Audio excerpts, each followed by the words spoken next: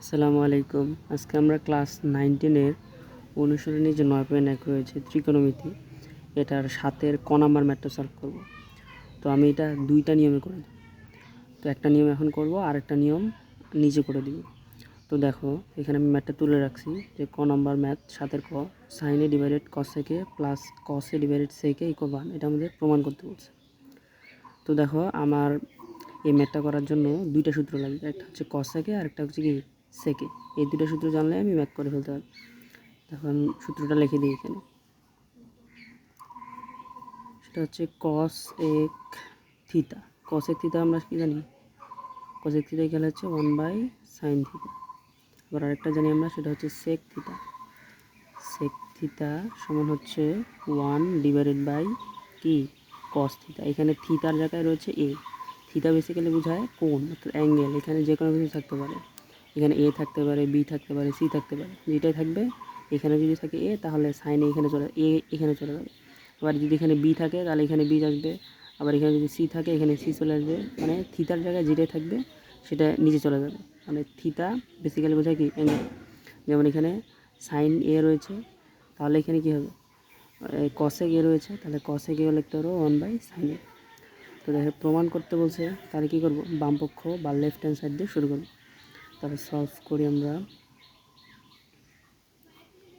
তাহলে আমরা যদি লেফট হ্যান্ড সাইড দিয়ে শুরু করি, লেফট হ্যান্ড সাইড, তাহলে বাম পক্ষ কি সাইন এ ডিভাইডেড কসেক এ প্লাস কস এ ডিভাইডেড কি সেক এ।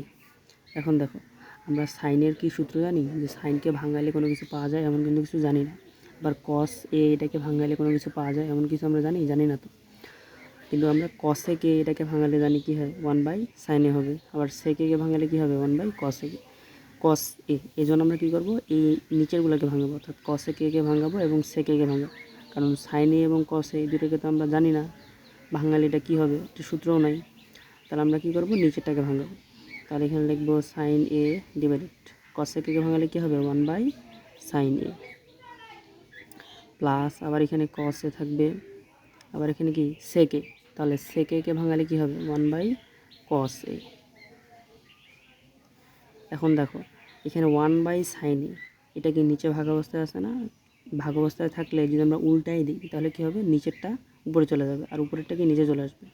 তাহলে এখানে সাইন এ ইন্টু কী হয়ে যাবে, উপরে হয়ে যাবে সাইন এ আর নিচে কি 1। এই 1টা নিচে চলে গেল আর সাইন এটা কি উপরে চলে যাবে। এটা হচ্ছে উল্টানো নিয়ম। অর্থাৎ উল্টাইলে কী হয়, হরটা লবে হয়ে যাবে আর যেটা লব ছিল সেটা হরে হয়ে যাবে, গুণ অবস্থা হয়ে যাবে। প্লাস এরপরে কি কসে একই হবে, এই নিচের কসটা উপরে চলে যাবে আর এই 1টা নিচে চলে আসবে। এখন দেখো সাইনে আর সাইনে গুণ করলে কী হবে, এক্স আর এক্স গুণ করলে কী হয়, এক্স স্কোয়ার না, এরকম সাইনে আর সাইনে গুণ করলে কী হবে, সাইন স্কোয়ার এ। আর নিচে তো 1 তো লেখার কোনো দরকার নেই। প্লাস আবার দেখো এখানে কসে আবার হচ্ছে গুণন কি কসে, কসে আর কসে গুণ করলে কী হবে, কস স্কোয়ার এ। আর এখানে তো 1 ছিল, 1 তো লেখার কোনো প্রয়োজন পড়ে না। আর এটা কিন্তু আমাদের একটা সূত্র, সেটা কি আমরা পড়ছি না, সেটা কি সাইন স্কোয়ার থিতা প্লাস কি cos square theta equals to কী হয়, 1 হয়। তাহলে এইটা আমাদের কী হবে, 1 হয়ে গেল।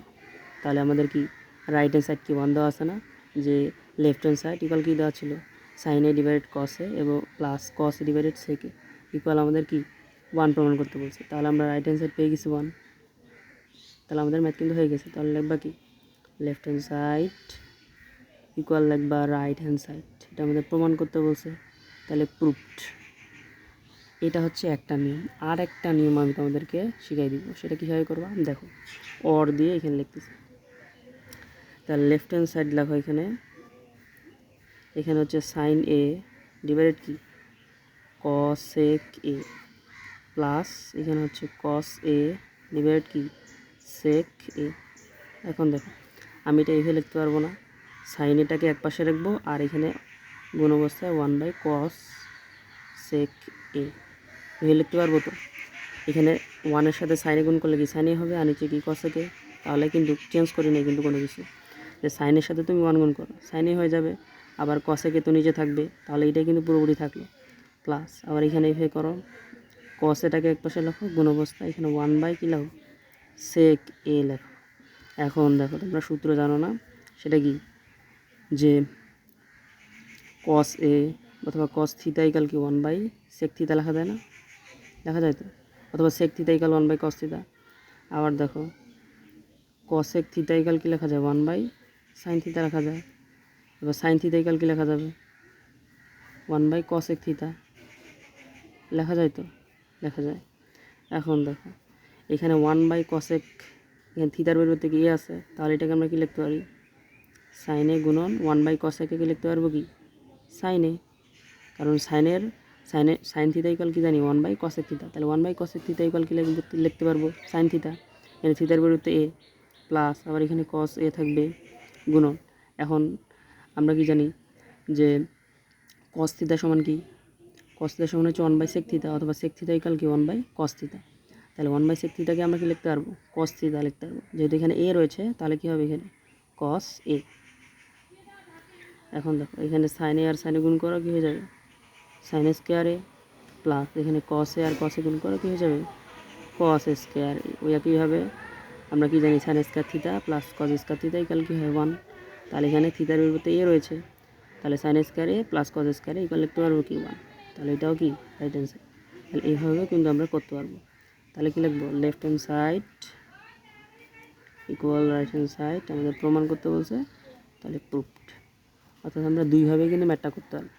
তো ভিডিওটা তোমাদের কেমন লাগতেছে, ভিডিওগুলা অবশ্যই কমেন্ট করে জানাবা, লাইক করবা ভিডিওটাতে এবং শেয়ার করবা, এবং অবশ্যই তোমাদের যদি ভিডিওটা বিন্দুমাত্র উপকার হয়ে থাকে তাহলে অবশ্যই সাবস্ক্রাইব করবা। তাহলে আমি বুঝবো যে তোমরা ভিডিওটাতে উপকার পাইতেছো, এই জন্য তোমরা সাবস্ক্রাইব করতেছো, লাইক করতেছো, কমেন্ট করতেছো। তাহলে আমি অন্য ভিডিও করতে আগ্রহী হব, উৎসাহিত হব। তাহলে অবশ্যই তোমরা সাবস্ক্রাইব করবা, কষ্ট করে হলেও সাবস্ক্রাইব করবা। তো আজকে এই পর্যন্তই, কথা হাফেজ।